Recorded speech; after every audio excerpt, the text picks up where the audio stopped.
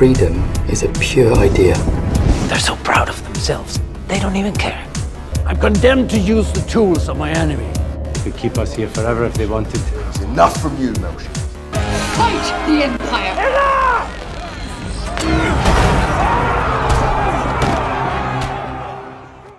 You heard it up top. That's right. We're here talking the latest Star Wars streaming series, Andor. Not Cassian, just Andor. If then, what when. Excited to be talking about this show and joined today by your hosts. How about Me Too Emo? Because this is a sad show. This is Cassian Jandor. That's right. I've got some bad news for you, Mike, about our friend Colin. Apparently, he was just out on the beach the other day, and he got picked up by a Imperial patrol. Oh, Says he wasn't doing anything. He says he was just a tourist, but I don't know where he's being held at this moment. So, jeez. Well, that's a bummer because we really wanted to have him on program. But someone we do have on program today, one of the co-hosts of the Cargo Bay podcast, good friend of the show, Adam. Say hello, introduce yourself, and do you have a clever name, Cassian Andor themed, I guess? Yeah, hello. You can just call me Clem. call me Clem. Let's call him Clem. There's Keith Virgo. Yep. It kind of reminds me of FF7. I don't know why Clem Hazard, but now Clem Hazard does sound like a cool character Star Wars name in that universe, maybe. And there's a little bit of dystopia vibes in this, so I don't think they're completely unrelated, FF7 and Cassian Andor. Oh. But I do want to highlight Cargo Bay listeners, if you're fans of that show, they have just finished their Andor review series that released on at least the YouTube today. And Jacob was a guest on the show covering episodes 8 through 10. You guys want to mention, Adam, how that process has been going with review and any kind of info about the Cargo Bay for the people back home? Well, yeah, do a Star Wars exclusive podcast called the Cargo Bay, and I don't know about reviews so much as just an excuse for me and my buddy BC to get together and talk about Star Wars things. But yeah, Andor has been a delight, and yeah, I would say a highlight of that series is definitely the episode that Jacob was on. On the prison arc, literally series of episodes. Yeah, yeah, literally a full arc on the water. Yep, for which there's no escape. And Adam, obviously, you're a big Star Wars fan, and anytime we talk Star Wars, it's good to have you on. I almost feel like you're our guest Star Wars correspondent or something. well, thank you very much for having me on. I am stoked to be here. Ambassador, as it were, for all things Star Wars. No, we're happy to have you. And I want to ask, I guess, up top before we get into it, there will be full spoilers for the Andor shows. It just wrapped up. Obviously, this is a prequel series based on character Cassian Andor, first introduced in Rogue One. Adam, starting off with you, are you a Rogue One fan? Some people say it's some of the best Star Wars. Where do you land on Rogue One? And then we'll pass it to Jacob. I like Rogue One more and more as time goes by. I just really had a terrible gut reaction to Tarkin. I guess gut reaction is the wrong word. It was much more in my head because I don't think it looked awful. I was just like, oh, we're going to reanimate a dead man without his permission, like the permission of his estate, instead of recasting someone to fill this role. And that really bothered me. So, since then, I've softened on that a little bit. It didn't usher in the immediate apocalypse of dead, celebrities showing up in our media. There's been some of that. But yeah, I do like Rogue One. Not my favorite Star Wars movie, but yeah, it's growing on me. Gotcha. And we had a couple more examples, like you said, of Mark Hamill, who's still alive, but we put his young face on a stunt actor's body. There's obviously Carrie Fisher in that movie and things like that. Right. But the dam is not broken, fortunately. But with deepfakes, who knows what's around the corner? Jacob, Rogue One, where do you land on it? Yeah, I mean, for me, I think it's fine. I didn't love it. I didn't hate it. I kind of feel that way about a lot of Disney Star Wars. With the exception of Last Jedi, which I actually loved, and then Rise of Skywalker, I actually hated. But other than that, like every other movie or show or anything, I've kind of had just, it's fine. Solo, it's fine. Like Solo's grown on me a little bit since I first saw it. Rogue One, I want to say it's my second favorite Disney Star Wars movies. That's a lot of disclaimers, but after Last Jedi, it might be my second favorite. Gotcha. Yes, my second favorite Disney Star Wars movie released between the window of 2018 or whatever, whatever it is. Right. All the qualifiers. I like that it was, trying something different. It was kind of like a war movie, like a more genre war movie. It didn't have the opening crawl. It didn't have the Star Wars music. So it was trying something different, which I appreciated. Yeah. One of my complaints when it came out was actually, I like the differences, but it was still the same arc of a Star Wars movie where like we're going to end on this big, action set piece, split between a ground force and an air force. And at that point in time, I was like, if we're going to get a spin-off Star Wars story, let's go into a different genre. I want a political thriller. I want something, right. I want something a little bit different. And the way that movie's structured, it's like it's like the first 2/3 are like a slow build up, and then the last third is just a big action set piece, like you're saying. Similar to what we've seen in Phantom Menace and Return of the Jedi and Rise of Skywalker. Like you said, ground force, air force, that whole thing. For me, I saw Rogue One once, in the theaters. I wasn't like blown away. I think it was fine. I am one with Force with me. I did watch it after finishing Andor, and while I like it better, it's not as good as Andor. He's not a good character in that movie. I'll just say that. Like I think he's much worse in the movie than he is in the show, and I think we'll get into that as we jump into the show here. But not a crazy Rogue One fan, but I think we'll talk about whether we liked what they did with the show, I guess, after this, when we jump into Andor, the latest streaming series. Right after this, we got Red Leader standing by, or is that Yellow Leader? Gold Leader. Gold Leader is Adam, right? Wait, why am I Gold Leader? Well, you like Yellow, right? No. Okay. You like Yellow. Sure, I like Yellow, but I don't want to be in the all dead squad. No, I don't either. I don't either. But we could reanimate you with bad CGI eventually for a prequel movie. Yeah. We're back. We're here talking Andor, the latest streaming series, as we said, prequel to Rogue One, starring Diego Luna. It's showrun kind of created by Tony Gilroy. Obviously, Bourne Identity, a lot of spy thriller DNA here. Which we do see that in the show. Adam alluded at the beginning, hey, can we just have a different genre in Star Wars? And I think we do get that here. But do you have any kind of behind the scenes or, the way they approached making this as opposed to other material worth mentioning? The biggest surprise to me is shortly, but I guess in between Obi-Wan and Andor, I watched Chernobyl, and I don't watch television in general. I don't really watch anything but Star Wars. I'm not super media literate recently, but I loved Chernobyl. I couldn't stop. I binged that show in like 2 days, and it's a really dark show to do that with, but I just loved it so much. And I came away from that show talking about the production design. Like everyone I could find, all my friends to talk to, like, have you seen the show? The production design is incredible. It feels like so real. Yeah. And watched the first episode of Andor and was trying to or the first 3 episodes, was trying to figure out, like, why does it look so good? And my co-host from the cargo bay said, Luke Hull, the production designer from Chernobyl, did Andor. No and everything kind of clicked in my head. It was one of these things where, like, I loved Samurai Jack as a kid, and I wanted them to do a Star Wars cartoon show like Samurai Jack. That happened. They did it. Yeah. They did that animation style as Star Wars. And this is the same thing where I just watched Chernobyl and was like, man, I wish I could have like Chernobyl, but Star Wars. And then it just kind of manifested. And there's a lot of Chernobyl crossover in this show. Stellan Skarsgård. Yeah. And I think a lot of people behind the scenes too. So that's my one piece of behind the scenes info for you. Yeah, it does carry a lot of the tone and the realism that people are crediting this with. But anything you noticed, Jacob, on setting this up before we jump into it? Yeah, I can tell you a little about the main man behind Andor, Tony Gilroy. Like you said, he wrote for the Bourne franchise. He's mainly a writer. He's directed 2 movies. Michael Clayton, which was a Oscar-nominated movie with George Clooney and whatnot. And he did direct the Bourne Legacy, the most recent Bourne one, with his brother, Dan Gilroy, who's also, involved behind the scenes on the show. Dan Gilroy, you might know, if you've ever seen the movie Nightcrawler, he directed that. Yeah, with Jake Gyllenhaal. And that's a movie I like a lot.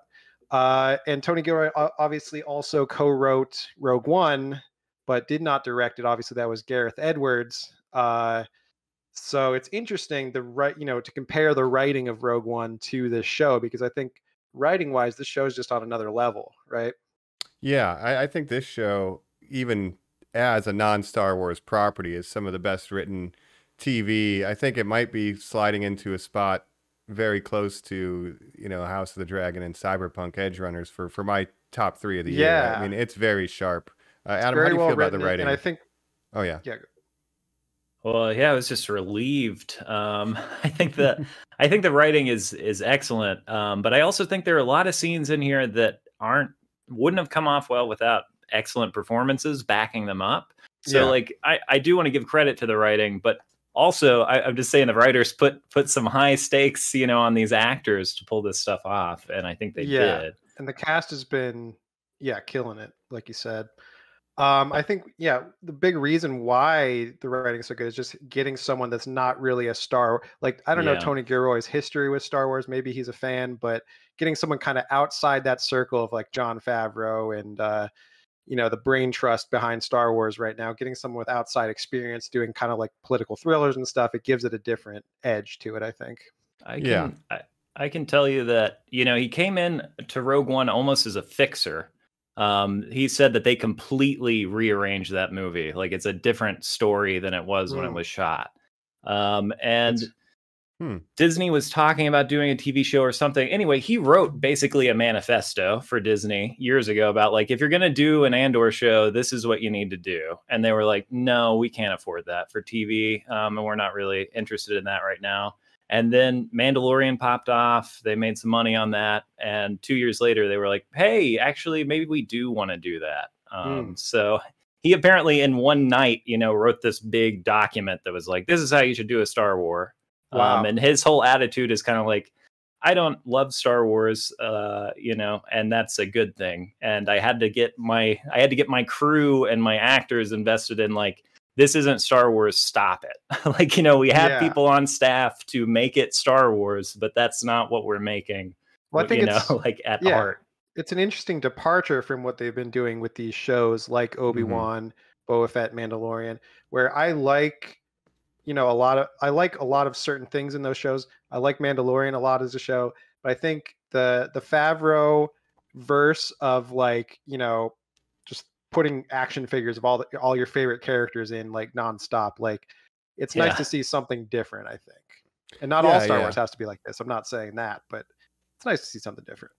Yeah. And I think off pod, I was talking with Adam about just this show opened my eyes to kind of truly the way Star Wars should just be a universe where you put other genres, and I would love to have like a horror movie in the Star Wars universe, but it's definitely its own thing. I've been very into Cyberpunk, and those first couple episodes, like, they're talking about corporate security and stuff, like, that's very Cyberpunk to me.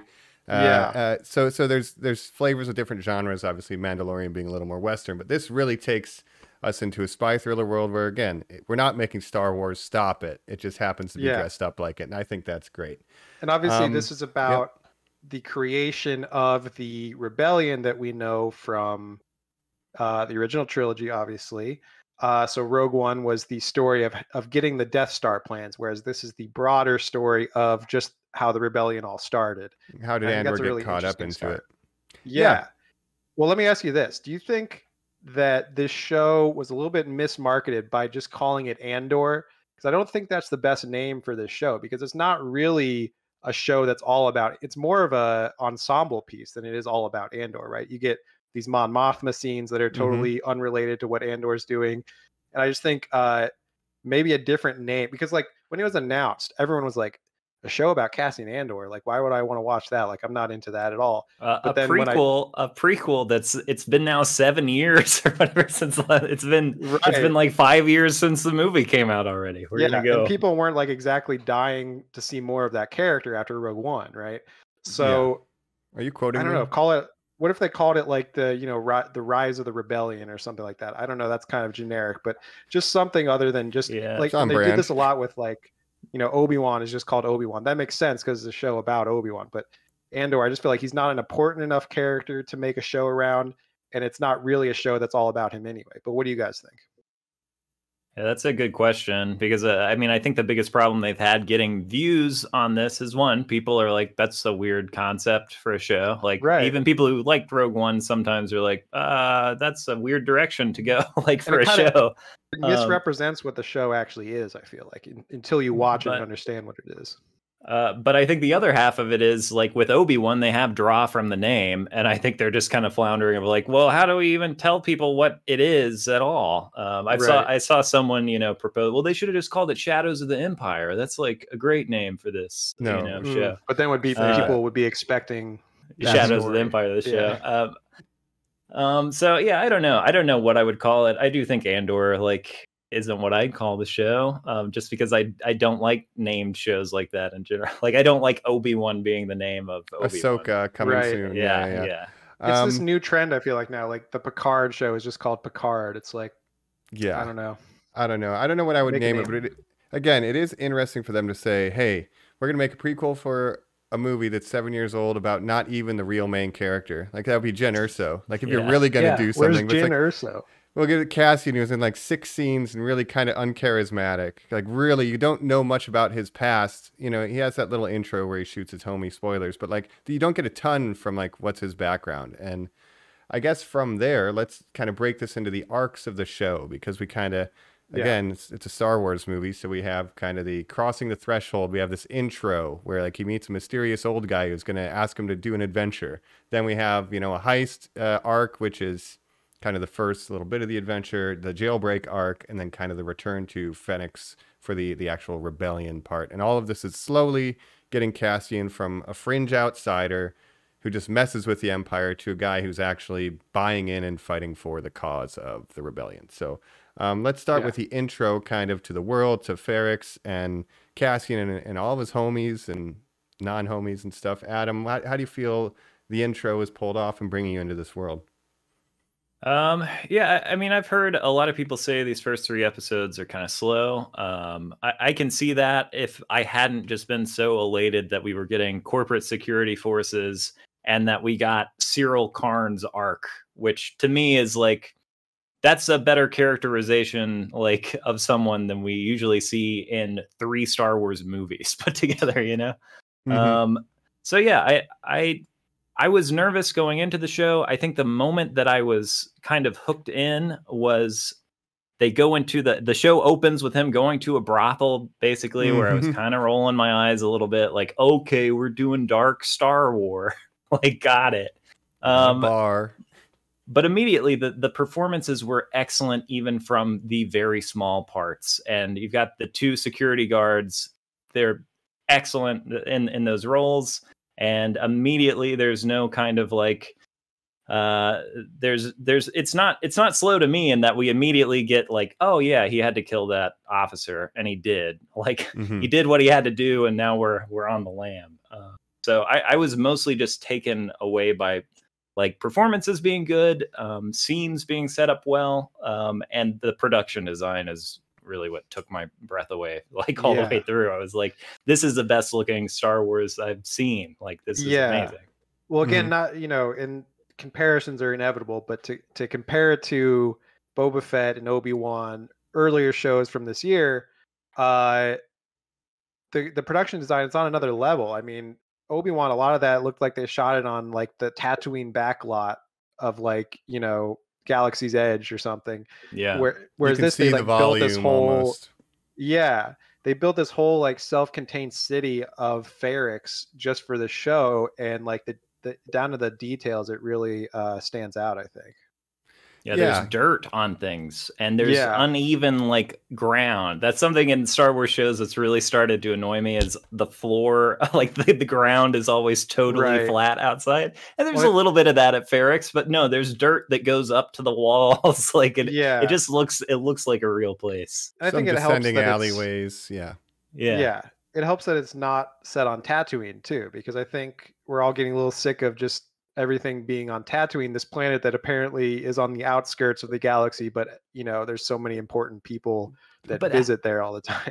It still has a less defined culture than we get. I understand Ferrix now much more than I do Tatooine, at the end of this.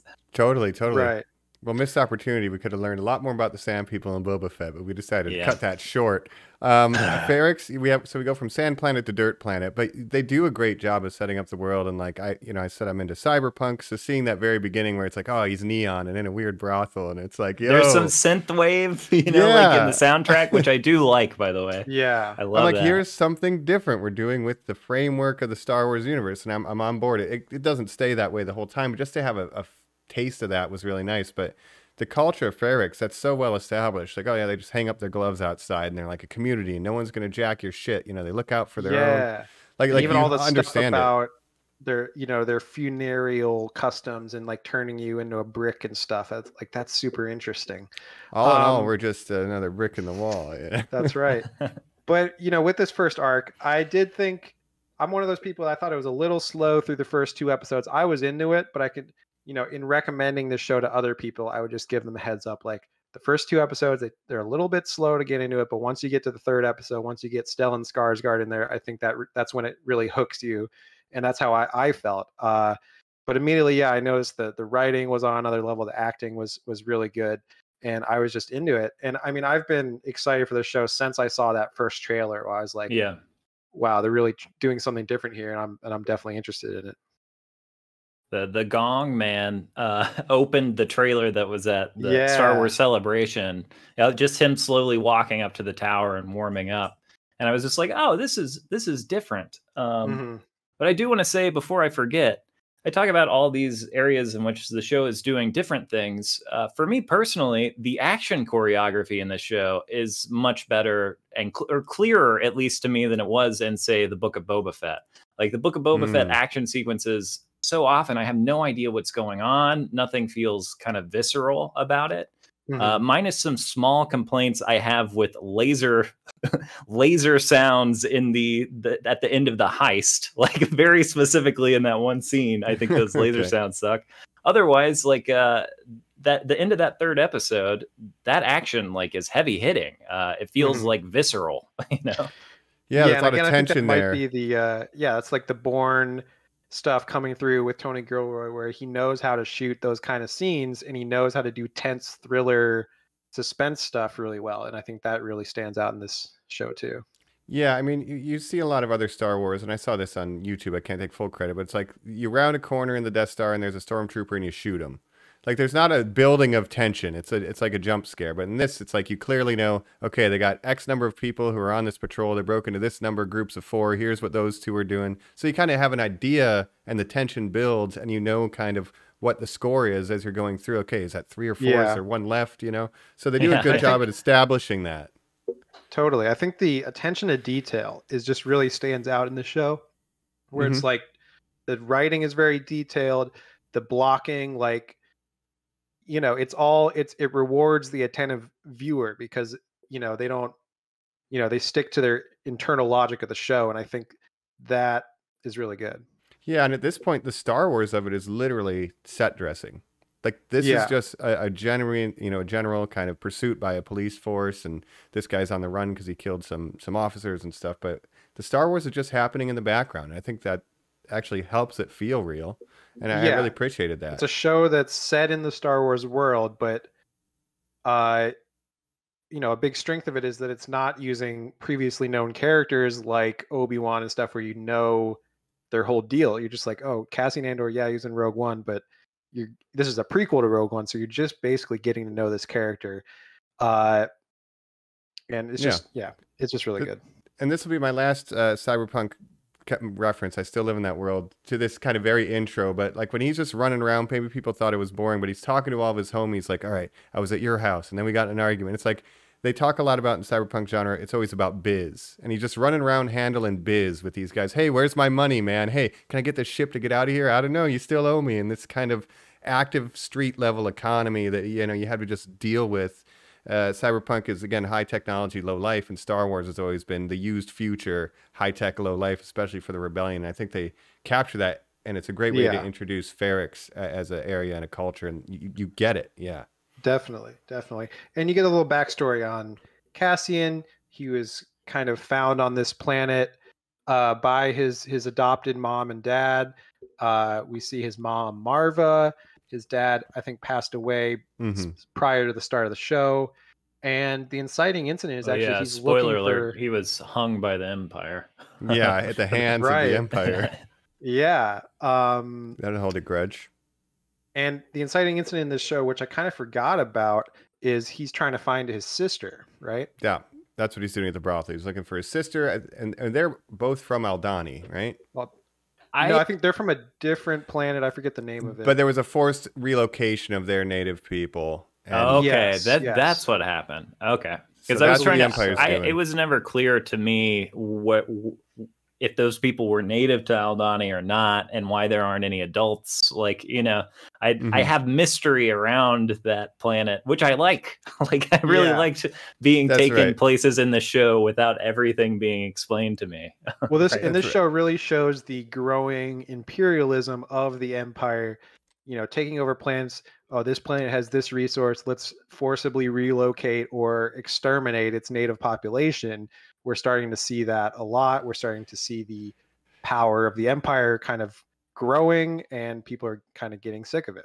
Yeah, and I correct myself. Kenari is the planet that he was on with his sister. Aldhani is for the heist, but we're seeing echoes as we kind of transition into the next heist phase of the story of what was happening on Kenari, where these people are being forced located, their culture is kind of being stripped away, and we see that now on Aldhani. But first, we need to get our guy Cassian recruited, which at first he's reluctant to do. He just kind of wants to keep his head down and keep slumming it. And then we meet Luthen, Stellan Skarsgård. I think he's great, and he kind of pitches him, "Hey, great man, character. Yeah, do you want to give your life away slowly, or give it away all at once to something that matters?" kind of thing. Adam, what do you think of Luthen's intro here and kind of his function in the story up to this point?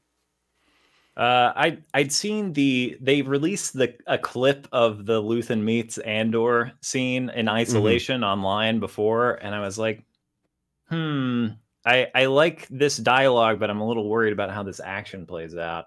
In the context of that episode, all of that is really great to me. And Luthen as a character, and one of the things that I like about this show in general is even our good guys have shades of gray, or at least reflect what revolution takes in the real world, right? Like Luthen's going to get his hands dirty. People are going to get their hands dirty in the pursuit of justice. And like we immediately get that, from Luthen. And then as the show goes on, more and more so, where it's like, yeah, this guy's asking for a lot. He's an accelerationist.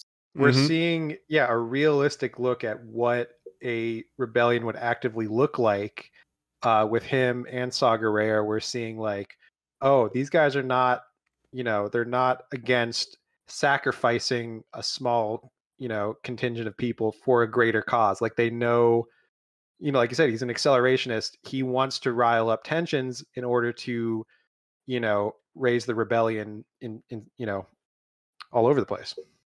Yeah, and for whatever reason, Cassian has made somewhat of a name for himself in the ne'er-do-wells of people who are messing with the Empire and know how to get in there and steal some tech. He's like, well, I'm going to do a heist. Let's get a little backup. We need an extra man on the team.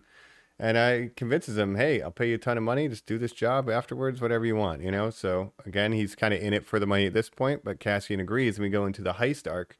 I'm going to forget a lot of characters' names, but we have, like Nemec is our manifesto writer. We have bad guy. If you guys want to help me out, there's a guy called Miles Garrett with a mustache. But we have, I remember Vel, because Cinta of our main characters. I'm forgetting our bad guy's name, eventual bad guy's name. We've got bad guy who was in the Bear show. We have revolutionary guy who that's Nemec, is writing the manifesto. Nemec, Mouse from the Matrix. Yep. Oh yeah. Similar character archetype. Oh, is that the same guy? I didn't know. No. But he has a weird hat and has ideas. But so we meet the heist crew, and again, this is a whole thing. They don't trust Cassian at first because it's very late in the planning stages, and now we're on Aldhani, where we do see more of the Empire tightening its grip on people. They don't want to let them celebrate their cultural festival. They're getting moved off their native land. Some of their monuments are being used as target practice by the Empire. It's it's a bunch of crap. But they have a guy on the inside, and they're going to try to eventually go and steal an Imperial payroll for like the entire sector, and that's the plan. Right. Pretty wild stuff. To But further fund the rebellion, right? Yep. Yeah. So yeah, it costs money to rebel, and we're gonna, Mon Mothma is a part of this show too, and she kind of shows up in and out throughout these threads. Maybe in depth we can look at that as a separate thing, because it almost feels like a different show, but I do like it. But heist arc, Adam, any general thoughts about this as we, take over the garrison, get our ship, and we kind of do the whole thing? Yeah, this to me is maybe the biggest accomplishment of the show, that I like these episodes, again, because I'm largely in it for the production design, a lot of the time, and mostly we're out in the woods and we're wearing like ponchos, out in nature. It's not the most Star Warsy looking episode, but every single detail that is Star Wars, like the old tech that Nemec is using to navigate stuff, and mostly like what encapsulates these episodes and what I love about the show is we've got tense character moments through all of this. Everyone's acting their pants off. And then one TIE fighter goes by and it's chilling. It's oh, wow, this is so much cooler than 1,000 Star Destroyers. Yeah, one TIE fighter is 1,000,000 times scarier. And they got to hide the weapons and all that. Great sequence. Yeah, and the character interactions between the small group. So you have Vel, who we later find out is Mon Mothma's cousin, of course. We have different motives for why people are there. Some people are more just in it for the money. Some people believe in revolution and all that. And, Cassian, he's kind of being, influenced by Nemec, who's giving him, this revolutionary theory. And he's like, starting to make sense a little bit. And I just think it's a really well done heist. They again, it's just very detailed the way it's written. They're kind of accounting for everything. They're like, all right, we've got this plan. We need to look like, stormtroopers and all that. It's just really well done. And I did enjoy Obi-Wan, and I enjoyed the specific episode of Obi-Wan. It's maybe my favorite. But comparing this heist to, I'm just gonna swim up into the secret Imperial base. Like, I've been so tired of storming the castle in a Star Wars sense that doesn't have any rhyme or reason or make the Empire look competent at all, compared to this, which is like, oh, right, I'm going to be nervous the whole episode. Right. And like one mistake and you get made and then you're all dead. Like, it's very specific that they have to blend in. And of course they have one of the guys, I think the Myles Garrett with the mustache guy is like their man on the inside, so he's like a stormtrooper or an officer in the Empire, but he's working. Yeah, he's awesome. Against them. Yeah, really good stuff.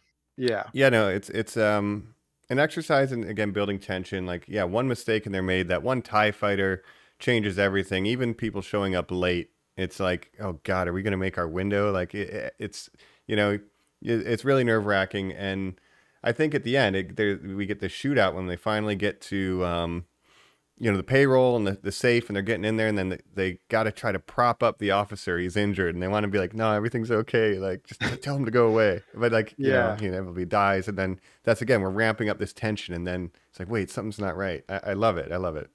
Nemec is literally crushed by capitalism. And Nemec is literally I crushed didn't think under about that. a pile of money. We get man. That's great. There's a lot of cool things in that heist. I give you credit for that joke. we characterize our bad guys. We give them a family. That's the other thing that I love about the show is that fascists don't have to be unrelatable monsters to be bad and deserving of death, right? Like, a fascist can be relatable and still be the enemy. And so it's wild. We get this Star Wars show where they take a family, including a child, hostage. Our heroes take a child hostage, and presumably Cinta murders that family. Like, I think that's absolutely what happens, and why she's acting the way she is at the end of the show. Because they're not leaving loose ends. They're not leaving Andor. They're certainly not leaving. Right, they're trying to kill Andor just to stop him from at a certain talking, point. Right? Yeah, and they clearly it's set brutal. up. Yeah, they set up Cinta as being no BS. You know, she's the one, probably one of the most capable fighters. Well, it gives you a realistic look at, you know, a real rebellion. Like, it's not all rosy. Like, you have to make tough choices. You know, when you go against the status quo, people are going to get caught in the middle, and, you know, they might have to be sacrificed, and that's something you have to live with. Yeah, and you know, Machiavelli's advice to young princes or whatever, sometimes you have to use the underhanded techniques to get the results because your enemy's going to. And like Luthenel has a big speech about that later.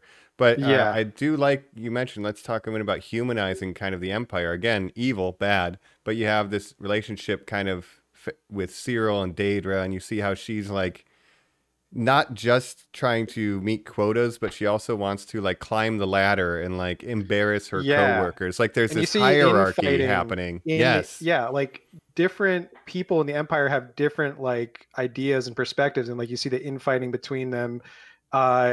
It's fascinating, and like I don't think I've ever seen Star Wars anything that feels like this real and lived in, and the Empire feels this like overpowering and like menacing because they're just all encompassing, you know, and familiar. Yeah. There's a scene, I don't think it's in this arc, but you know, I was thinking this the whole time, but at some point, you know, they're talking about getting you know, Krieger or getting the ship, and they're like, oh, just kill him and we'll go in and make it look like an accident, and there's no like discussion of it at all. It's just like, this is a solution now, and I'm like, oh, it's the CIA. Like this is like, we're just like, totally like, it couldn't be a clearer line of like, this is okay, this is things that we encounter in the real world, and this is how like terrifying governments operate. It's and by showing the ISB scenes, like I think that's a really interesting choice to show them so heavily and like show what they're planning. Like I talked about this on the Cargo Bay. A show that this show reminds me a lot of is the show called The Wire, which was on in the early 2000s. It's about you know, the drug war in Baltimore. But what that show does is it shows both the gangs and the drug network in Baltimore, and it also shows the police and government people on the other side. And the show is all about systems and like how they interact with each other. I think that's what this show does really well, where it shows you the Mon Mothma stuff, her trying to get money, like, because obviously you need money to fund a rebellion. Like these, you know, you don't just get equipment out of thin air, like you have to pay for shit. So it just like the way these systems interact and intertwine is just really interesting. Yeah, and I think you see a lot of that kind of in this next arc, which is a really good segue. Good job, Self. Because, you know, after the heist, you know, they do successfully pull off the heist. You know, they lose Nemec, and then there is that moment where the guy says, I'm just in it for the money. It's me against everybody. We were born in a hole and just learned to climb over one another. Cassian shoots that guy knowing that he's a bad dude. Yeah, which is interesting because I thought they were like, that guy was kind of seemed like he was listening to Nemec, but maybe Nemec's death kind of broke him in some way where he's like, all right, fuck this. I'm just gonna, you know, I'm out for myself only. I think he was just joking with Cassian, and Cassian shot way too soon. Yeah, he took it too far. he didn't give him time for the LOL. But he is, they do ask him, hey, Cassian, do you want to join full time? And he's like, no, I'm taking my money. I'm out of here. Peace. And then he's just kind of hiding out on a sad beach town, and gets picked up for a kangaroo trial, Adam. And that begins our jailbreak. But it shows more of the way the Empire functions, which I think is some of the best stuff we get in this show. Yeah, well, it's basically after the Aldhani heist, they crack down on a lot of things, the Empire, right? Because they're like, oh, that's the biggest hit they've taken in a while. We're going to crack down. We're going to expand sentences for no reason. We're going to just be rounding people up randomly. I think the ironic thing is that, you know, after pulling off this heist, he gets apprehended just randomly with living under an alias, just for being in the wrong place at the wrong time, essentially. And he's like, no, I'm just a tourist. Like, I didn't do anything. They don't care. They send him, to prison anyway. Yep. We do get to see the Alan Tudyk robots, but when they're not nice, and they are terrifying. Those security robots just throwing people around. They're some of the worst enemies in Fallen Order. They're brutal.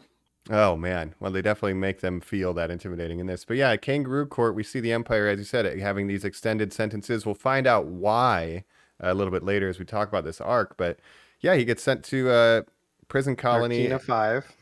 which is THX 1138, you know, world, basically. George Lucas's Yeah. Mac commercial dystopia, you know? Mm-hmm.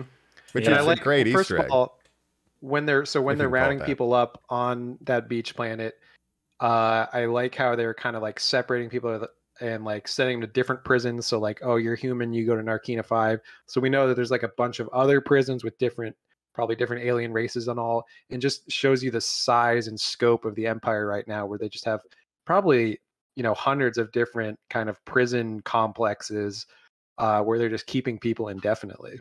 Yeah, they thought the Ugnaught table is really efficient. the little torture machine. No, the pig guys. Yeah. In Empire. Yeah. But go ahead. I was just gonna say that establishing shot where he looks out the window of the transport and you see the giant prison cells or the prison structures with the whirlpools of water coming down.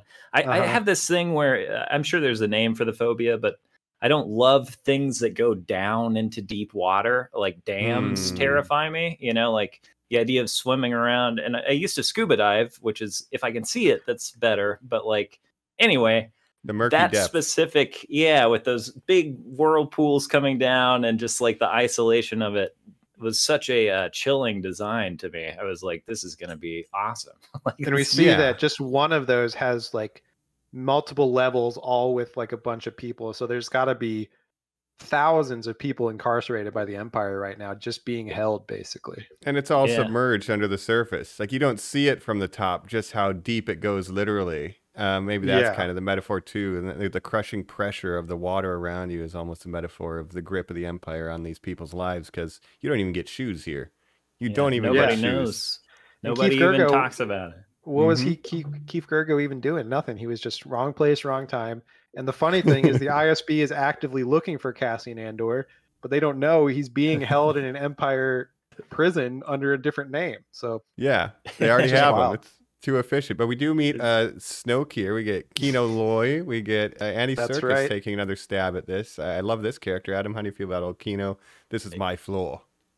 Yeah, I was almost, when I saw his face and I was like, here comes Andy Serkis, I was a little bit like, I didn't need to see someone I recognized. I don't know if I'm the biggest Andy Serkis fan. And then by the end of episode 1 and then continuing forward, I was like, oh my gosh, this is perfect casting, and he knocks it out of the park. I think he's a really good actor, and he's kind of known as the CG guy because that's how he, you know, obviously he did Gollum. He did King Kong. Snoke. He did Mean Monkeys. Which is Caesar. what I call the new Planet of the Apes movies. I call it Mean Monkeys. Right. He's great at doing the motion capture stuff, but when his face isn't obscured by CG, he's just a really good actor, right? He's the master of face muscle. Yeah, but it's not like he's doing big facial movements. It's just he is able to show anxiety and tension like so well with his like eyes and a few little muscles around the mouth. I thought he was. I thought he was playing great in this. A very interesting character who's like the head of the prison floor that they're on, but of course he's also a prisoner. Like they just have one of the prisoners be the head of the prisoners for each floor. He's kind of in charge of keeping everyone on task, on program, if you will. And he's like, I've got like 150 days left or whatever. I'm trying to get out of here with no problems. Over the course of this arc, you know, Cassian has to kind of convince him, like, we're not getting out of here. Like, you know, it's us against them. One way out, right? Yeah. Well, we learned that the way this prison is run is quite interesting, where, they have multiple floors with multiple tables that are manufacturing things. We don't know what that is yet. And if you're the least productive table on the day, you get punished, which is they turn on the electric floor and you get shocked and it sucks. So they don't have gets flavor in their food, right? Gets flavor in their food. You have infinite sustenance, infinite water, because you want to be well fed and hydrated to work hard, but it's all kind of automated. There's no guards roaming. Yeah. It's very hands off, never more than 12. And it's all because of this floor where they can just electrocute you through the floor anytime they want, right? Unless you're wearing snowboard boots. Yes, exactly. We call those Hoth boots in universe. But yeah, that's kind of thing. They're very hands off, and it's almost like the arrogance of the Empire. Like, we'll just automate this thing, and the machine will churn. And it takes until an event on floor 2, what happened on floor 2, and then we realize eventually through the doctor, one way or another, what's really going on here. But Adam, what's the sinister secret of the prison colonies here? Oh man, they're just rotating prisoners back into the system, man. Yep. And a part of me wondered, and I don't think it is the case, but part of me wondered if Andy Serkis's character had already been rotated once, and part of his gig is like, you shut up, you lead the team, and maybe you'll actually get out.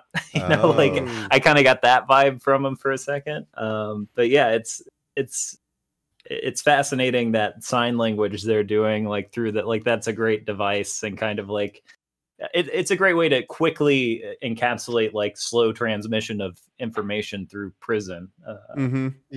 Passing a note, so to speak.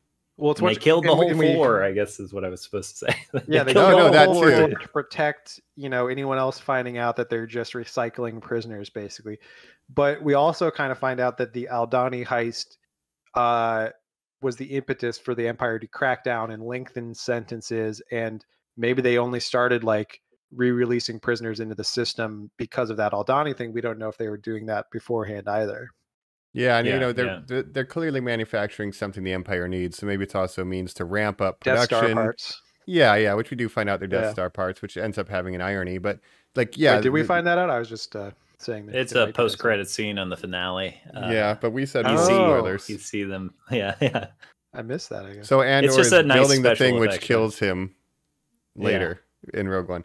But there's hints that like, oh yeah, Krennic is diverting funds to his own stuff, which we know he's big on building the Death Star, and when you pull a whole quadrant's quarterly salary, we're going to need to make up that labor somehow, and we can't pay anybody to do it. So maybe it's all tied together in that way. But we do find out, nobody's getting out. They're going to release you, put you on a different floor, put you in a different prison, and that's that. And that's what gets Kino Loy to say, you know what? Yeah, one way out, and we get our prison break. And I think this is my favorite stretch of the entire series. It saves them some budget because you're just kind of in these rooms, but I love they did build it like it was Alien. They just built the full set basically and locked them in there. I was thinking, beautiful. When I was watching this, I was like, as I was watching, I was like, every arc gets better than the previous one. Like I like the heist arc more than the first one, the intro, and then I like this arc more than the heist, and then I like the finale too. I don't know if the finale is better than this arc, but I think it and we'll get to that part as well, but I think it holds up. But the whole series. We get this tension, and then we finally get the jailbreak where they hatch a plan when they're going to introduce a new prisoner. Unfortunately, someone on their floor dies, and they know they're going to replace that person. We know how many guards, and they hatch a plan to flood the floor and break the elevator because the floor is inactive when the elevator. They find clues and then climb. They eventually overthrow their fascist overlords, and then we get a gut punch with Kino and not being able to swim. We get a great speech of him though. He repeats what Cassian says. Do you want to die giving them what they want, or some not to do that? Yeah. I can't remember the quote. And it shows the arrogance of the Empire too, that they basically like have a skeleton crew of guards at this place. Like they have one guard for like every 100 prisoners or something. It's commentary, and what's shocking about the show continually for me is like it's commenting on our prison industrial complex, and like how especially when they're talking about like nobody on the outside even knows about this. Like they don't know how we're being treated. They don't care, or they don't know.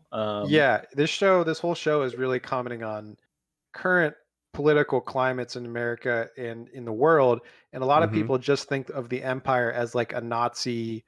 They're the Nazis, but they're not just the Nazis. They're British imperialism, they're American imperialism. Like it's every fascist government rolled into one, essentially. And go ahead. I was just going to say that speech you were talking about, Mike. I didn't love when I first watched it, and something like I'm really resistant to kind of like emotional speeches, and there's a lot of that in this show, and it pulls it off really well for me, and a lot of that is the score. And I'll say that once I learned that Kino knew he wasn't going to be able to swim out, I like that speech a lot more because the first time I watched it, I was like, why is he so motivated to make this rousing speech right now? You know, like, why is he doing this? Like, he's going a little bit overboard. It's like, oh, well, if he knows he might die, they're on like a giant water planet, right? Yeah. It felt a lot better to me, or more. I think my favorite speech in the show has to be Luthen's monologue when he meets the guy who wants to get out on the inside. The spy. Is that on our intermediate episode in between the prison arc? And I think it is. I think it comes at the end of the episode in between this and the final 2 episodes. Okay, yeah. But we see him meet with Saw Gerrera. We had a little Forrest Whitaker cameo, of course. Well, we learned that they're all building something, and this ties back into Kino Loy's speech. We realize they're all building something, as Luthen says exactly as much, that he's not going to get to reap the benefit of. Like, he's dying and sacrificing everything for a future he doesn't get to partake in. Saw Gerrera knows that. And what's the call? Are we willing to give up this pilot because they know that we're going to do a thing, so we can't go break it up, or they're going to know that we know, and Kino knows that he's not going to get out. Yeah, they can't save everyone, and they know that. And what I love about these scenes with him and Saw is it's showing the way real life, like leftist movements and stuff, interact, where you have, you know, different sects that have different goals maybe, but the infighting can be so much at times when they really just, you know, it would be better if they all worked together and had a united front. But when you have all these different cells, it's like really hard to get everyone on the same page. You know, they have different tactics that they may or may not agree with, or methodologies, even ideologies, even though if they are leftists. You know, we're trying to get everybody on the page against a common enemy. Like in the real world, you have like the communists and the socialists and the anarchists. They all have different political philosophies, but they're all sort of united against, you know, the forces of fascism and that kind of thing. Right. The Goths and emos can sit at the same table. They just got to set a couple differences aside. But I do love that it underlines we have to do whatever it takes for a better future, even if we don't get to be a part of it. And Kino knows I need to inspire these guys, even if I can't swim out. And I like that Cassian consistently kind of defers moments to other people. Like, he defers, hey, no, you're the one to inspire these guys, not me. He defers to people on the heist plan, hey, that idea that you had. Like, he either doesn't want the spotlight, if that's a character trait, but he's always letting people have a moment, almost like he doesn't want a moment. And I think he projects a kind of quiet confidence where it's just like, oh, this is a guy who like knows what he's doing generally. So but just empowering other people, like, I think he's a great guy. Love me some Cassian. Of course, also in this prison arc, we meet another prisoner who is a character that was in Rogue One, right? Mike, you just rewatched it. Yep. His friend, I forget his name, but Melshi, I think. Melshi, yes. Yeah, and him and Melshi are the only 2 to get out and get back to the beach. That we know of, Yeah, that we know of, and then they decide, hey, we should split up. We have a better chance to survive on our own, and that's what they end up doing. And I propose, since we were talking about Luthen and a little bit of Saw Gerrera and the way this ties in, before we hit the Rebellion finale, I want to talk a little bit about the Mon Mothma, the Coruscant, and a little bit of the political intrigue, because Luthen's on both sides of this. You see him working with the rebels down and dirty, but he's also up in high society with his art gallery, you know, doing this and that. So Mon Mothma, Luthen, all this kind of political intrigue, Adam. I love this stuff. How do you feel about it? This is when Disney announced they were buying Star Wars, my naive brain, you know, in college was like, oh man, wouldn't it be cool if they did something that was like about the politics of Star Wars, but actually good. Something that I learned over time. One, Disney's not signing up for that to make their money back on the big new Star Wars. And 2, that's really hard to do. It's hard to do political thrillers in the real world, much less like, let's put it in the Senate chambers of Coruscant. This is something I've wanted for a long time, and I cannot believe how well it's executed. And I think Mon Mothma, I'm trying to commit her actual name to memory. The actress, Genevieve O'Reilly, who of course was phenomenal in this. Yeah, she was cast as Mon Mothma in the prequels, but got cut out to my knowledge, unless she's in the background a little bit, like she stands in a shot or something. Yeah. So again, like with the this reminds me of Uncle Owen, where they got Joel Edgerton to come back for the Obi-Wan thing. These small parts from the prequels where they get expanded into this. Now she's like a series regular in Andor, and yeah, she's just killing it. One of my favorite parts of Andor is the Mon Mothma scenes, just seeing the way she navigates politically, because obviously it's the Empire, but they have this kind of facade of the Senate. So she's trying to be just annoying enough on her public policy that it masks what she's really doing. Yeah. And she's got a very delicate line that she has to walk, because she also knows that she's being watched. She can't trust anyone around her because they might be, imperial spies or whatever watching her and listening to her. And we find out marital limo strife. driver. Yeah. We find out about her planet. Remind me again of what her planet's called. Chandrilla. Oh yeah, Chandrian people. The Chandrian people, they have a custom of arranged marriages. So we learned that. There's obviously a big plot with her daughter, where this kind of scummy guy who's lending the money wants to his son to be engaged to her daughter. It's just an alternative banking solution, Yeah. Her daughter's into this weird kind of like culty stuff, right? Or like she traditional. Can't even trust her own husband because she doesn't trust him. And that was an arranged marriage that she had to be put into with that guy, and you see how well that's working out for her. So yeah. And as a politician, she's got to present a poised figure in public, but also she's working behind the scenes with the rebellion. It's just she's got a lot going on. And again, this reminds me of The Wire. This is like the political stuff. Like the ISB is like the police scenes. Like it's just crazy how much this show reminds me of that show. But yeah, seeing the Coruscant stuff, really, really cool stuff. Yeah, and then she's a cousin of Vel, who's, going undercover as just a rebel, but turns out, someone makes the comment, oh, just the rich girl playing it rebel or whatever. Yeah, but she's got to play the part of the spoiled rich girl for a while to lay low. I love that. Yeah. I love they have the scene at the dinner. The nuance of every scene in the Mon Mothma stuff is so wild to me, just because I haven't seen it in a lot of Star Wars or dumb sci-fi media that I like in general. Just when she and Vel are sitting at the table and they're kind of making jokes that her husband doesn't like quite get.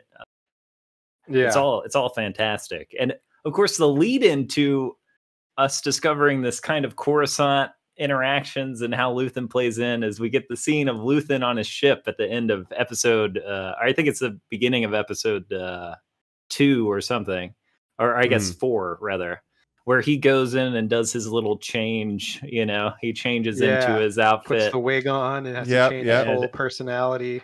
Yeah. When that scene happened, I was just so excited. I was like, man, this is great stuff. I'm here for it. Yeah. And the other thing with Vel that I really like, she, one of the only openly LGBT characters that we've ever had in Star Wars, really. If not, there was like a brief there's like a kiss in the background that couldn't be removed with a single edit. Yeah, the first exactly. This is like a character, they don't make a big deal of it, they barely like bring it up. It's just part of who she is, and her and Cinta are in a relationship, and they, it's never like, look at this fucking representation, but it's just there, and it's just like really well done. Yeah. Her and Cinta, have a relationship. It's like being strained by like the pressure of the situation too. Like Cinta, I think after what maybe she had to do on Heist Planet, it's like there's clearly some, but it's just people can exist. Don't worry about it, right? But so that's great to see. And then again, the double life of everybody, and the amount of double talk happening in these sequences when she's talking to her childhood friend who's helping her find a banker who meets the husband. There's all this double meaning, and you can tell there's gamesmanship happening, even though there's a smile on their face. Yeah, it's so wild. well acted. And I mentioned Tony Gilroy and Dan Gilroy. Another writer on this show is actually Beau Willimon, who was the showrunner for House of Cards. So obviously a lot of political stuff there. So just a really great team of people behind the scenes, I think. Also, I wanted to mention the music. Adam, you mentioned the music a couple times. Really good in this. And excellent. I'm a little familiar with the composer, Nicholas Bertel, who also does the music on the show Succession, which is a show I like a lot. He did the theme song of Succession, which is a really catchy song that I like a lot. And he's just nailing it. And there's a lot of different tones that this show has to go for. Like it's got the kind of synthwave stuff. It's got more like ominous orchestral stuff for the Empire and stuff. And like, man, the music in this is so good. Yeah, I mean, I was just going to say quickly, Screen Crush pointed out that every episode, the theme song would have different instrumentation, which what a nice touch, you know. So just even that far, you know, attention to detail, even on the theme song, you love to see it. Yeah. Yeah, I feel like a difference with this show compared to the Favreauverse is the Favreauverse, the stuff that I do like, even there's a lot of like, it feels like they're keeping it in the family. And I know there's a lot of people like they're obviously people who know each other working on this, but what I point to is like, oh, we got a lot of, you know, famous comedians to play bit parts in The Mandalorian or whatever. You see a lot of faces you recognize. Where it's like in this, whether it was keeping it in the family or not, it feels like everyone who was hired because they were the best for the job, like without question. Yeah, and it just makes the world feel more real and lived in, that you're not seeing a random cameo of an actor you recognize every 2 seconds. Like I think the background extras are mugging less. They're like just when Mon Mothma's walking through the party, it would be so easy for like people to stick out, right? But like the conversation it feels like everyone was like doing a job, like doing it well, not being like, wow, I'm on Star Wars. Yeah. I mean, the only actors I really would recognize before, you know, the show started would be Diego Luna, Stellan Skarsgård, and Andy Serkis. Andy Serkis. Yeah. Otherwise, it's a lot of like lesser known names that just blend in a lot better. Yeah, I mean, even on the Imperial side, like, you know, Daedra and Cyril, like those characters stand out and feel grounded. I don't recognize the actors from anything, but I think they've done a great job with those performances and stuff. Yeah, even Cyril's mom, you know, it's like this overbearing lady. We haven't even really talked about Cyril's arc that much, or Daedra. Yeah, so this is a good place to kind of put it all together before all the threads lead to, you know, one moment. But yeah, Marva's funeral. But Cyril really wanted to catch Cassian because he really believes in doing a good job for the Empire, right? And he keeps not doing it. He doesn't know how to lead men properly. Baby fascist. Yeah. And then he sees Daedra being a big bad fash, and he's like, "Oh my God, I love this woman. I'm in love with you. Let's be fascist together." The greatest fascist love story of our generation. But, how do you feel I've seen about a lot this of stuff, like. I've seen some really negative reactions to like, this is really creepy. And it's like, yeah, that's the point. He is like, Cyril is a creepy, like, to me, I understand, like, Cyril is relatable to me. He's like a gifted and talented class kid who was like, told he was special his whole life and then hit the real world and realized he's not that special, which is basically me. Like, that's my who like, thinks he should get a lot of people in our bracket. Yeah, he's a guy who thinks he should be doing more important things, or believes that he can be contributing more, and he's just being beaten down by life in a way that he feels is unfair. And he's like, no, I really want to like be fascist with the Empire, but they won't let me. Even his mom shit talks. You know, oh, did a bad job again. Let me call in a favor for you, you piece of shit. And you almost feel bad for him. But I kept waiting, if he wasn't a fascist, that is, but I kept waiting for the other shoe to drop, and maybe in season 2, but I kept seeing that pattern. It's like, dog, you keep getting rejected and abused by the Empire. At what point are you going to say, fuck it, and switch sides? Who knows if we'll see that? But I kept waiting for that. But then it really seemed like he was ready to smooch Daedra. So he still seems very much down for the cause, unfortunately. But I love this character. He's fascinating. And his neuroses, I guess. And his opening arc of his failure is really, like, it's really it's watching him stand in the street and realize that he's gotten his men killed and all that is beautiful. And his now Daedra is a failure too. They both failed in getting Andor. She, took a force to go investigate, and things went crazy again. So, like, I'm excited to see where they pick up. Yeah, his starting failure was being too, enthusiastic and too overzealous and outstepping his bounds and going above like his superior, officers' orders. Which I love that guy, by the way. Shout out to his superior officer in the beginning of the show. That scene where he's like, "Did you alter your uniform? Like, chill out." That guy probably got into trouble, and he probably deserved to die. Like picking on this. Yeah. Like Also, he got into something he shouldn't. Shout out to the Scottish guy that is like Serial's friend. He's like, "Come on, let's get those boots on the ground." Another thing that feels very real. Yeah. It's like when we were watching that, my fiance was like, "That guy is it. There's always that guy." Like you got the one guy who's like really wants to be, you know, this jerk who's like leading the charge, and there's the more insidious one maybe is the one who's like boosts him and is the cheerleader. Like it's like it's a real dynamic. Like, you got the right idea. Come on, we can be fascists together. But then to also see the guy who's like, don't modify your uniform, like just like I'm collecting a paycheck. Like that's the guy who's just like, I really don't care about the ideology, I'm just doing my job. Yeah, he's just in it for the pay. Which there's people like that in the Empire too, you know. So it's cool to see the broad strokes.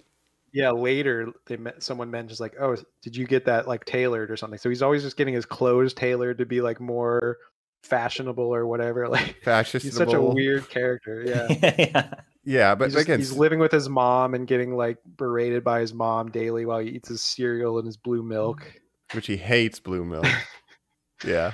He's So it's just fascinating to see like, oh, why would someone like feel like they want to give themselves up to this cause? And you see more of like on both sides. Why do people believe in the Empire? Why do people believe in the rebellion? And you get to see more shades of gray with all the sides of the Star Wars universe, which was binary for so long, just light and dark. And I love seeing that there's nuance here, even with Luthen again.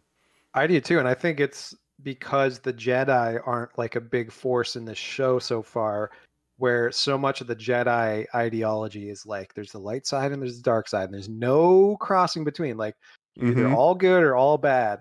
And like, what would the Jedi think of what Luthen is doing? They'd have a lot of problems with like the way he's being pragmatic and like having to sacrifice, you know, people for the cause and stuff. You're not even using child soldiers. We're disappointed in you. Yeah, the Jedi would rather just stand back and do nothing. Right.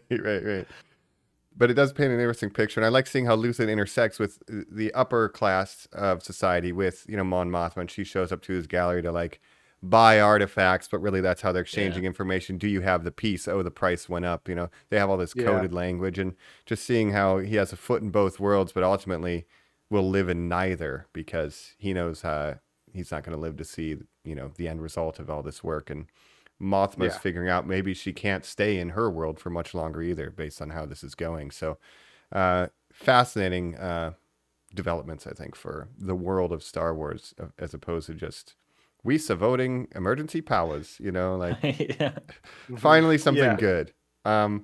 And I think it all comes to a head here if we want to dive into the final arc, kind of the rebellion. We learn off screen, just like Cassian. We don't get to see it, but Marva, his adopted mother, dies. And then it's like, hey man, you should stay away. But you know, Cassian, he's not going to stay away. He wants to come back home. Everyone's coming back to Ferrix. We have Luthen and the rebels are like, all right, we think Cassian's going to be here. We need to kill him because he knows too much. Yeah. We have the ISB. They're also but they're actually trying to get Cassian alive because he's valuable to them alive. But they're less concerned about that than they are with the Krieger operation. So we have a valid excuse for why, why this can all come to a head. One, they're making it easier for people to land, you know, on the planet. They're releasing restrictions to bait them in. Yeah. And then we have an excuse of like, oh yeah, it's not the Empire full force over here. It's not even the ISB like sending all their resources. They're busy elsewhere. It's mainly just Daedra like kind of following that thread while the ISB is like preoccupied with other things. Yeah, we got this whole Krieger thing going on. We set a trap. It was great. We got all of them. God, we're so good at our job. That scene is so good. We have that scene where they're talking about Mon Mothma having set up her husband as like, oh, it's gambling debts, where she's talking openly in front of the driver who talks to the ISB, and they're like, oh, Mon Mothma's husband, he's got gambling debts. And then they get pulled out, and because we're working with real sets, we get to walk down the hallway into the briefing room with beautiful graphics. All the graphics on the screens are amazing in the show. The Star Wars tech, they leaned into the old Star Wars tech. it looks like old Star Wars, but it also looks practical. And they're all celebrating, you know, the Krieger operation. That's one of my favorite scenes in Star Wars, period, I think. It's wild, yeah. And we get to see the Yavin 4 again, more of the old Star Wars tech with the Rebel base and stuff too. So that vibe is certainly there. But we get Marva's funeral and we find out, so obviously they have the custom of when a important member of the Ferric society dies, they are basically, their ashes are turned into a brick, and because their society's all around bricks, I guess, because they make bricks there on that planet, and then you're put into the wall with your name on it. That's like your break ships and make bricks. That's, nice. That's there the Ferric's economy. So we get this big set piece, obviously, with all the important players. They're kind of watching for Cassian. We get a big marching band in the streets, which is just really a really cool scene of this marching band like slowly marching down, people joining them. It's like a New Orleans funeral almost, right? Yeah. And I do want to mention, we didn't mention this character yet, Bix, Colin. Yeah. You know, friend. We didn't talk about the horrifying torture. No, Daedra is willing to subject people to horrifying torture to get information. The known associates of Cassian Andor do not fare well with this strong-armed investigation, unfortunately. What's his friend's name? Bravo? Brasso. Brasso, I think, gets killed as a result of this torture, very nearly. No, Brasso's the guy that's involved in the funeral. Yeah. Oh, I'm sorry. But there's another guy that I think was killed. And we get the story of like, that the sound that they're using to torture her is the dying cry of this species that was exterminated by the Empire and all this. Like, it's like you hear the women and children. It's like fucking horrifying. I had just sat down highly intoxicated for the midnight release of that episode, and I was like, oh boy, can't wait for my Star Wars. Was just like terrified. And again, this actress Adria Arjona, she does a great job showing kind of the psychological effects of this. So Cassian, when he shows up, it's not just to kind of be present for his mother's funeral. He's trying to bail her out of, she's being held prisoner on Ferrix, right? In a hotel, because they're just setting up, which I love. We don't have infinfrastructure here. We're just in a hotel. Just a converted hotel that's become Can I be prison. a prefect, please? Yeah, whatever, dude. Sure, why not? Cyril's there without clearance with his buddy, They ride that cool little space trolley. They have to take public transport because they have no resources from the Empire. You love to see it. But yeah, the ramshackleness of it does ground it in, like, it feels like a World War II, like they've just come in and occupied this city. They don't have like an official government building, so they'll just take over a block with a hotel and then expand from there or do lockdowns, and it feels real. And they're denying permits or limiting the number of people at the funeral, trying to change the time. Because again, they don't respect local customs, as we saw with the heist, Obviously, they have a bunch of security there. They're set up like a perimeter and everything. But the marchers it all comes to a head in this town square or whatever. And we have a hologram of Marva where she's gives this great speech about how, the Empire's bad and we should all be fighting it. And evil grows. Leading into that, we've had Nimic's manifesto being read, which is another thing that could have just been Cheese City to me. But the score is perfect. You got cool shots of like Luthen looking into the lightning and all this stuff. It's like really touching. And this is where it's like, I'm surprised Disney allowed so much of this. I mean, there's something to be said, obviously a giant corporation like Disney can take the aesthetics of a revolutionary theory and, by putting it in a media project, it's just, you kind of have to reconcile that in your mind of like, yes, this is a giant corporation putting out this media project and I'm consuming it. But also like, there's some really good, like anti-fascist, like messaging in this show. And one of our heroes, or at least winds up with the rebellion that at the beginning of the finale is making a bomb to throw at a protest. I went to a lot of protests in Los Angeles in 2020, and the image of the non-stormtrooper Imperials with their riot shields And then the actual stormtroopers behind them, much like the police and then the National Guard on kind of these protest lines, was really like hit me hard. And again, I was like, I can't believe this is happening. Like that we're going to portray, like the idea of like a protest damaging property is something that in the US is like, that's a terrible thing to happen. And here we have Disney, the House of Mouse, having a literal, like by definition, terrorist, a guy throwing a bomb at a like public gathering as someone who's not portrayed as like the most evil person in the situation. Like, it's pretty wild. Representing it as a heroic act almost. It is wild. And, it reminds me a little bit of Black Mirror. When Daniel Kaluuya revolution, he says fuck riding these bikes, and then everybody revolts, and then they're like, we'll just pay you to say that every week. And he's like, all right, and he just lives in a penthouse, says fuck this. And like, so it's a little bit like that. Capitalism will commodify everything. I did have some concerns. I don't want to get too deep into the politics, but I had concerns that people will see the let me throw a bomb at a protest and think maybe you're doing it for the wrong reason, or like seeing January 6th imagery with I'll push the police, like so it's more it's iffy. I see what you're saying, but I think it's the allusions are more to like the BLM protests in 2020 and that kind of thing, where there was even French Revolution, as BC mentioned.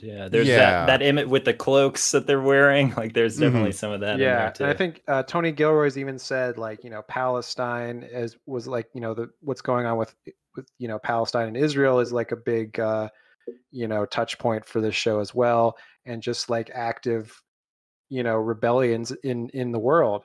But this is a show that's, for the like, record, explicitly there saying... weren't police at January 6th, hardly.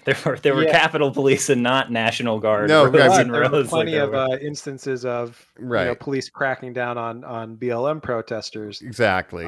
Using tear gas, nightsticks, and all that stuff. So there's a clear parallel being drawn. Yes, 100%. But this show is like explicitly saying like just being kind of a wishy-washy liberal and saying like, oh, we don't want to commit violence or anything. They're saying like, no, that's not far enough. Like you have to actively fight fascism when it grows within your community. But it does show that it does show that has terrible consequences for the people involved too. Like I love that when they're in the ship to escape, Brasso is just like laid out like, oh my God, and you're not coming with us. Like Cassian, great. Thanks for starting this, man. But it is a really like cathartic moment with Marva's speech and the brick of Brasso. Yes. And then just seeing like the terrified fascists who were like moments ago like saying like attack and stuff, and then the guy gets like knocked down and he's like freaking out. He's like, oh, I could actually die here and stuff, like the realization on his face, like that's just so well done. Like, man.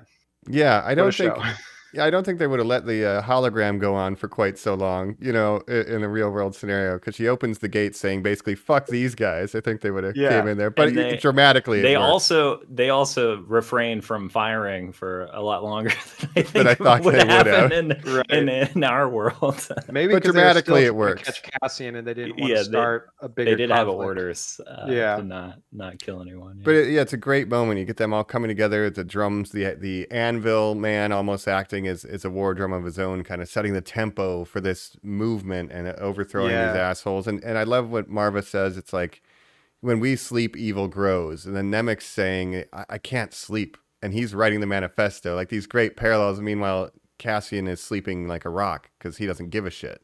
So like we need to be awake. We need to be vigilant because shit can go wrong. And it's sometimes like to show a slow burn and you don't realize until you're the frog and you're boiled, baby. Exactly. And the slow creep of this fascism where once you realize it's a problem, it's already too late, Yep. And nobody's talking about it, quote unquote. And then, we kept the machines turning, and as soon as they left, we forgot about them. But you know what? The evil was growing. Like all that stuff I really love. And again, for Disney to be doing it, it's like, what? I read some rumors that Kathleen Kennedy is leaving at sometime around Indiana Jones 5, and a small part of me was like, I wonder if Disney was like, hey, we saw Andor, how'd you let that pass? How'd you let that season finale get through? Right. I'm sure that's not it, but we thought it was a a show no one would care about. Yeah, sorry. It does feel like they're like sneaking things into the show that like Disney didn't know the full extent of what was going to happen, maybe, or certain things that were going to be said. But man, it's great crazy. finale. It felt like I'm watching like a European like kind of situation again, like the way even the costuming of these weird little hats for our revolutionaries. It does feel French Revolution, like a similar style little outfit, but then a bell tower, and it's just a dirty, dusty town, you know, and it's like it's no lasers, like there's lasers, but you know, spaceships or lightsabers. It's fairly grounded, and it just feels like like an uprising of, hey, what are they? They're the laborers, right? They're you know, workers of the world unite, you know. Brasso never picks up a gun. He does clock that stormtrooper with the brick, with the brick that is Marva. It's sold so well. It's again the action is so visceral. Later he has like a droid arm, I think he's whacking people with, but that whole sequence is so chaotic, and I still know exactly what's happening. Like there's a shot of Luthen later on where he's just kind of looking down, and there's like blaster fire in the distance and the smoke.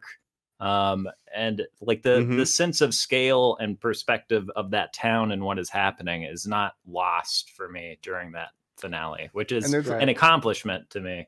Yeah, there's a lot happening because we have kind of the pursuit of Cassian. Cassian's rescuing Bix. Daedra falls down and Cyril's kind of saving her. We have Sintra taking out that other officer in the closet. Like there's so much moving parts. Yeah. But it's telegraphed and like explained and shot in a way that's clearly like understandable. Yeah. I do appreciate our heroes not hesitating to kill people. That is a satisfying thing, you know, in a genre or rather in Star Wars where there's constantly speeches and hesitation, and instead it's like, no, when Cassian has to shoot someone, he shoots them, and when Cinta has to stab someone, she's gonna stab no them. Jedi here, you know, to be. Remember, Han shot second, you guys, you know, finally get... That's right. Yeah. But, you know, that's set up from the first episode. Like, it's you or me, but today it's not going to be me, you know? Yeah. Right. And he does that in Rogue One. So I do like that. Like, we're going to do what needs to be done. So after the funeral, Brasso and some other people, including Bix, are escaping in a ship. Cassian says, hang on, I got to go do a thing. I'll meet you, you know, wherever. He goes and meets with Luthen, who he knows is there to kill him, but he's like, either kill me or, you know, let me join you because I'm down with the cause now. Yeah. I'm all in, I think. They keep asking, are you all in, right? Yeah. And he had to go through all of that just to, you know, make the transformation from guy who's kind of just out for himself to now believing in the bigger cause. What do you think? I was just gonna say there's a line in Rogue One where he says, I've done everything for the rebellion. Everything I've done is for the rebellion. And this whole show I've been like, when's he gonna start doing stuff for the rebellion? He's in a lot of messed up stuff. When's that gonna? I've been in this fight since I was 6 years old. Yeah. Well, it's interesting because this season was all about his transformation into becoming a true believer in the rebellion. Next season is going to take place over like the next 4 years between the end of this season up until Rogue One. So it's going to be showing more of the kind of creation of the rebellion, I think. Yeah, I mean, I think he gets slowly initiated into kind of a greater world. He takes his first steps into a greater, wider world, right? Because at first, oh, hey, do a heist. Maybe if a couple of us work together, we can get one thing done. And then, if more of us work together, now we can overthrow a prison. And like it kind of grows, seeing the effect, the ripple effect that, you know, just believing in something, having hope, as it were. And slowly he kind of realizes, this is bigger than you and just your survival, and you got to commit. And so by the end, he finally commits, and we'll see more of that in season 2. Yeah. But man, what a show. We didn't even talk about just one last thing I wanted to bring up is I was super excited because Colin Cantwell passed away recently, and they finally paid tribute to him in a Star Wars show. I've got the Cantwell class that's now dubbed Destroyer. This is a concept art print. Wow. And so the satellite ship is the Cantwell class? Yeah. The ship that tries the to capture tractor Luthen. beam that Luthen dispatches of, essentially. With his Star Wars Squadron's countermeasures, Yeah, his countermeasures and his beams. But how cool? Yeah, those meme beams are incredible. Yeah. Although those countermeasures are a specific thing for tractor beam, if I'm to believe what I've been reading in the High Republic book series, they get really into the nitty gritty of how that works at some point. Well, this is something that I think is really good. Sorry, I just think it's really cool about the show is that a lot of what Tony Gilroy was saying in the press is like, oh, this is like different than a lot of Star Wars. We're not going to have cameos and stuff all the time, but all the details are like super like fits in canon. Like there's a lot of just stuff that's like thrown off as offhand dialogue or just mentioned briefly, but they actually throw in a lot of like canon Easter eggs if you know canon, right? Yeah. I've read Tony Gilroy talk about the guy he had on staff specifically for that, and what a blessing it was to just be like, he'll tell me what to do. Like I don't need to bother myself with it. But what's different is just it's not like thrown in your face like, fucking Luke Skywalker. Like it just feels like it's in that world, but it's not constantly reminding you that it's Star Wars all the time, which is really cool. I mean, you think if they have a tractor beam pulling you towards it, just release some magnet bombs or whatever those are, and they'll just get sucked right over. Yeah, why not? That's logical. And with Luthen having money, like he has a pirate ship that doesn't suck. It's cool to see. But now he's burned it. Now it's burned, Right. He can't, that was a last ditch. He can't do that one again. Nope. Or at least got to change ships. Yeah. But it's cool to see, a smuggler ship that wasn't a hunk of junk, as it were, in the Star Wars parlance. And the in-dashboard droid, I loved. That was super cool. Yeah. Well, I think we all really like this show. How about we go ahead and jump on over into final thoughts? Maybe do a hyperspace leap into final thoughts on Andor right after this on Normies Like Us. We're back. We have just rebelled against the Empire, maybe taken out a couple officers. Some of us may have PTSD from a torture mind robot, but we will keep fighting on. For you, our listeners. Final thoughts here on Andor. Real quick, Adam, you alluded to bad laser sounds. Please tell me about those before anything else you kind of want to mention about the show. So one of the things I don't like about the sequel saga is I think the blaster design is lame. I don't think there's anything memorable about it except maybe Rey's pistol, which is old Star Wars concept art. The weapon design, and this is great, Cassian's blaster is the starting pistol from Dark Forces. There's been other comparisons drawn to Kyle Katarn. It's stoked to see that. Yeah. And like the long clips they've got in guns. I was very disappointed, however, in the heist that we have these space AK-47s. They have AK-47s. I wanted those to be projectile weapons, which would have made sense. There are projectile weapons in the Star Wars universe. They're just not used because they're old and less reliable. Yeah. Those, and I think probably the intention was for them to be like projectile weapons at some point. But beyond that, the laser sounds in that sequence, they're just really weak. There's a point where Nimic is shooting and it's the same exact laser tone every time he pulls the trigger. It just, the sound design in the show is so good. I was worried that was going to be the case with all of our action sequences moving forward. It wasn't. It was just that one thing. And obviously it's a very personal gripe. I haven't heard anyone else complain about it. But yeah, that was one thing I was going to complain about. 0 out of 10, but a terrible show. Yeah. yeah. I'm never watching it again.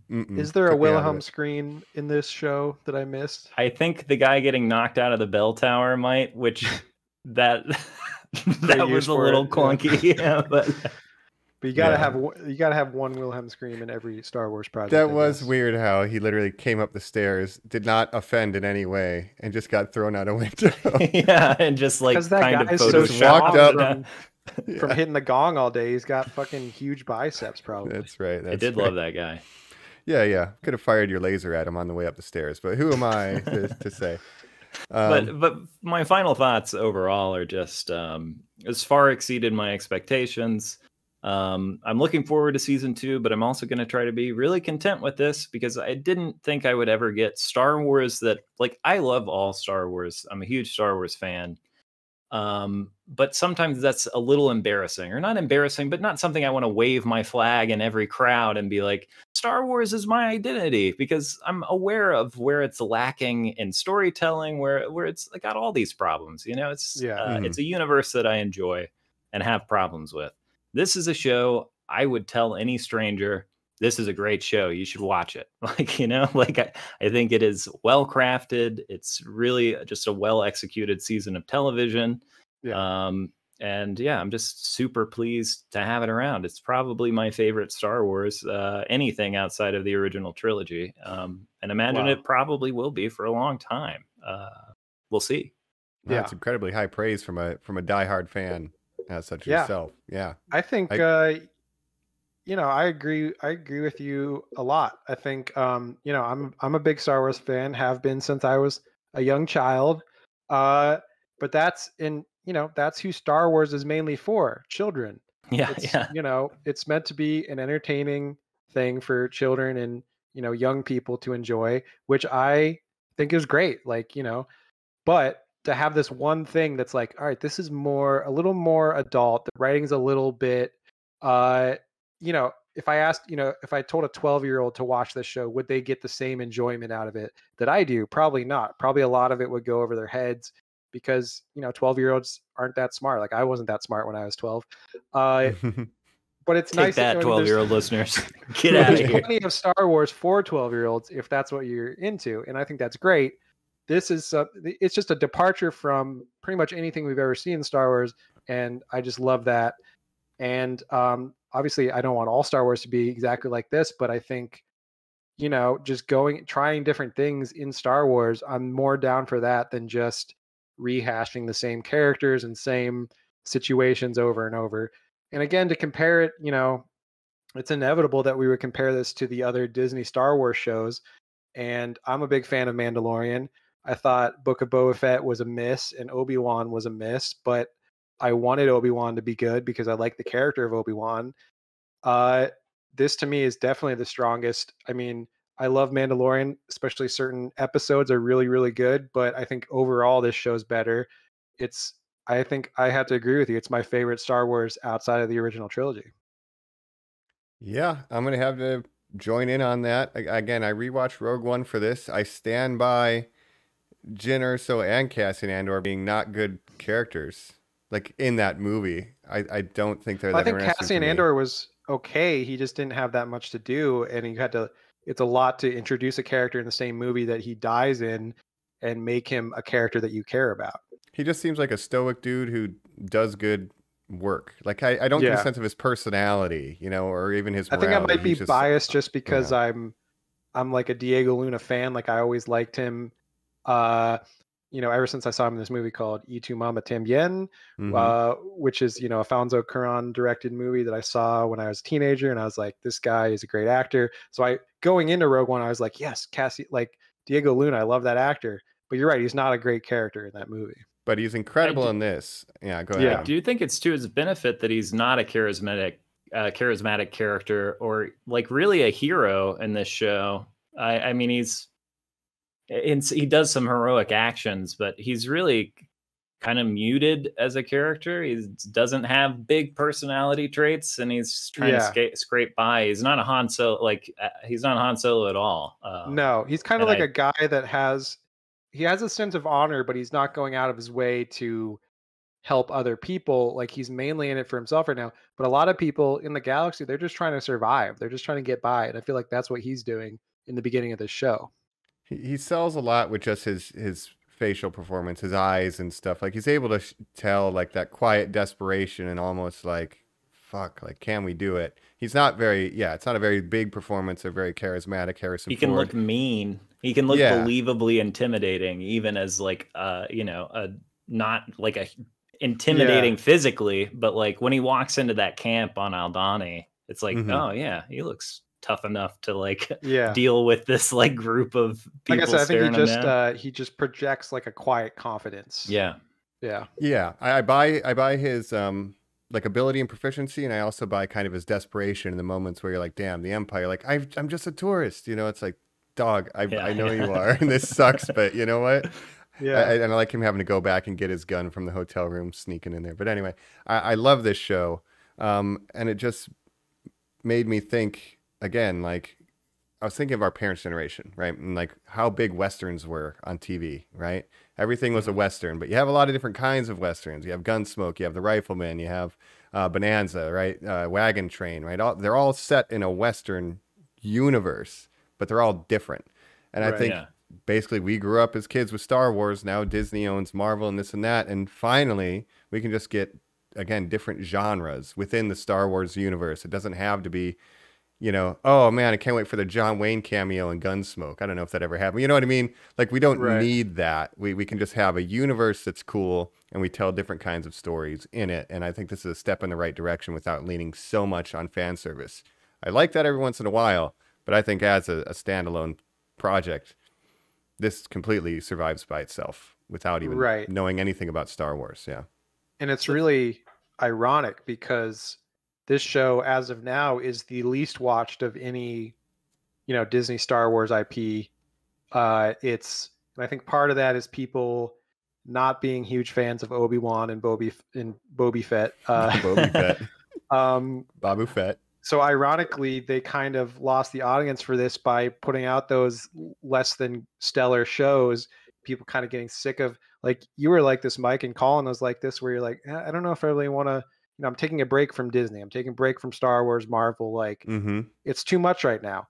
But I think if more people just gave the show a chance, it could find its audience. And that's what's really ironic about it. Like, people aren't willing to give the show a chance, but if they do, they'll love it. The show itself is literally the underdog, and it must fight the mouse, right? And so we need to tell people to watch it. If you haven't told your friends, and I want more people to watch the show, because I know they're going to make a season 2, but like, just to prove that like shows like this can do well, and they should keep making them, right? I'm hoping it's more prone to having a long tail. I've heard more people talking about it recently. I've heard some people talk about it who aren't huge Star Wars fans. So I'm hoping more of that will happen, because it's the first time the Star Wars universe feels like it's getting bigger instead of collapsing in on itself. Like, well, look at all these things we learned, all these, like, oh wow, the ISB, you could have a whole ISB show. I'm not saying that's what you should do, but like anything else that's been in this universe, it's like, man, how big is it? Is it one solar system with 20 families? Like, that's it? But, and I think what's really promising about it is that, not everyone has seen it or given it a chance yet, but pretty much everyone I've talked to that has seen it has liked it and has positive things to say about it. Compare that to the reaction to Obi-Wan. I really wanted Obi-Wan to be good, but it was just lackluster to me, and it's just a shame. And it's weird kind of how Disney is allocating these different properties, where they're taking, the fan favorite character Obi-Wan and making this kind of mediocre show, and then taking this character that no one really cared about and making this great show. That's kind of weird, but everyone I've talked to that's tried it has liked it. I think that's the ultimate sign of like, this show's good. I mean, everyone likes it. They watch it. I just hope they didn't cut the season 2 budget down when those numbers started rolling. I really hope season 2 is just as just as ambitious. Anyway. Yeah, totally. Maybe it was helped by no one having real expectations for the Andor thing. With Obi-Wan, you got some hope, or Boba Fett show. But again, I do think those are inferior. I mean, for God's sake, we tried to save Obi-Wan with our editing skills. Like, as much as we could. You could only do so much. I do love Obi-Wan. Like, there were moments in that saved it for me. But absolutely, that's a show that, like, I'm not gonna wear around my Obi-Wan TV show shirt. And even down to the production design that you've said is so good in this show, the action choreography, like, it's all just on another level to Obi-Wan. Like, in Obi-Wan, we had Princess Leia running away, young child from Princess Leia running away from Flea, and it's just like the weirdest, like who is this for exactly? But I've been told online by articles that I will never like another Star Wars thing, actually, because I can't fulfill my nostalgia. And, that's all that I'm really trying to do, is recapture that feeling of childhood. And so I'm never going to love a Star Wars thing. And it's been so gratifying to watch this and be like, no, I can.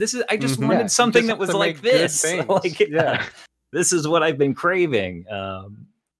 People have been accepting kind of mediocre things for a long time and just being like, well, at least you were getting Star Wars. Mediocre Star Wars is better than no Star Wars, but actually great Star Wars is better than mediocre Star Wars. Turns out. Go figure, yeah. So, yeah.